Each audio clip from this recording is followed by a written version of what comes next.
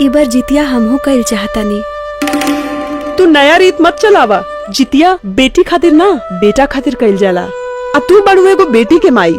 एगो माई खातिर बेटा बेटी में कोनो अंतर ना होला। आज के जमाना में जे बेटा कर सकेला वो बेटी भी कर सकेली। ओइसे भी माँ जी जितिया संतान के हित खातिर कइल जाला, चाहे वो बेटा हो या बेटी।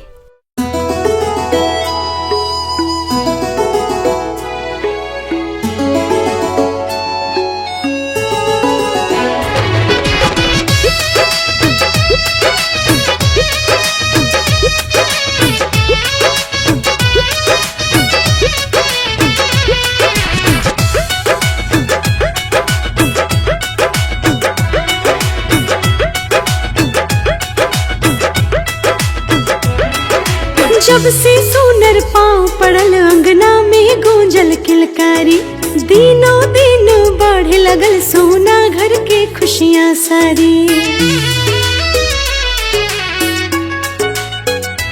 हाँ जब से सोनर पाँव पड़ल अंगना में गूंजल किलकारी, दिनों दिन बढ़े लगल सोना घर के खुशियाँ सारी। तो जहिया से अइलो गइल भाग जागी, हम रोजे बेटिया कवन ऐसन बेटिया से उनके लागी, करी हम जीतिया बरतिया से उनके लागी, करी हम जीतिया बरतिया से उनके लागी।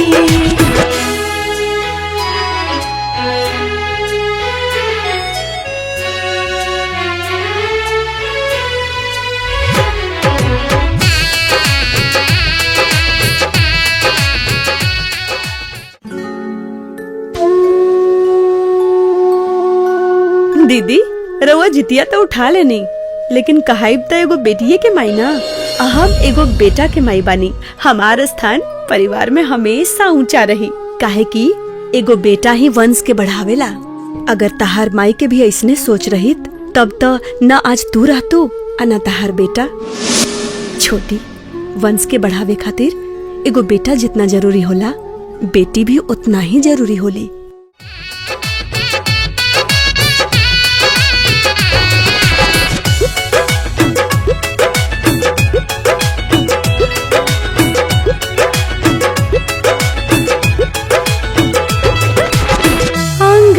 के तुलसी बाड़ो तू अखिया के हमरे पुतरिया हो, माई के बाटे इहे दुआ, लामी हो तुहरी उमरिया हो।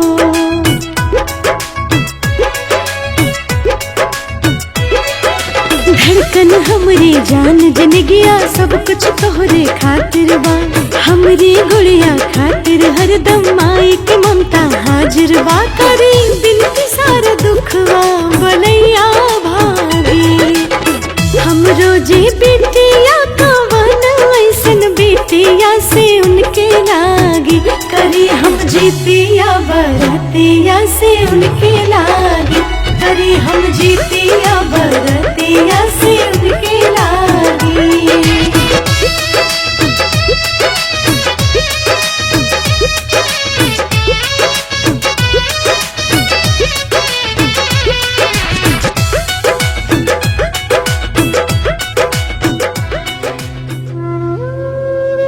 माँ देखा ना, बिस्नुआ खाली फर्स्ट डिवीजन से पास भइल बा, तबो दादी ओके इनाम देतारी, खूब शाबाशी देतारी। और हम अपना क्लास भाव में टॉप भइल बानी, तबो दादी हमके कहतारी कि तुहार टॉप कइल कोनो काम के नहीं खे।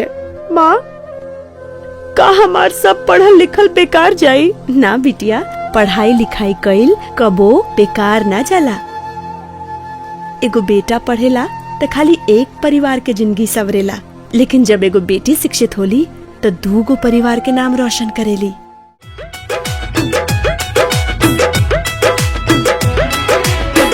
तू हमरे बागिया के बाड़ो कली, तोहरे ही खातिर बा सब लाडली, एक दिन चल जइबू छोड़ के तू, ये बात सोच के मनवा डरे।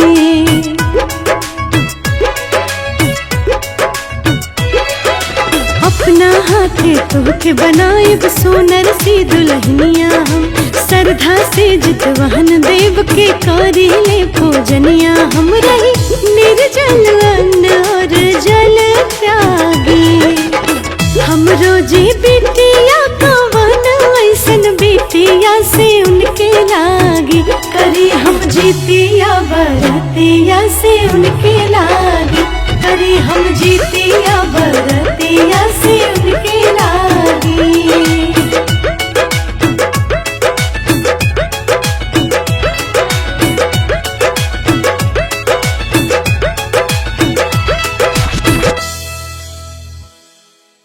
हम रोजे बेटिया कवन ऐसन बेटिया से उनके लागी करी हम जीतिया बरतिया से उनके लागी करी हम जीतिया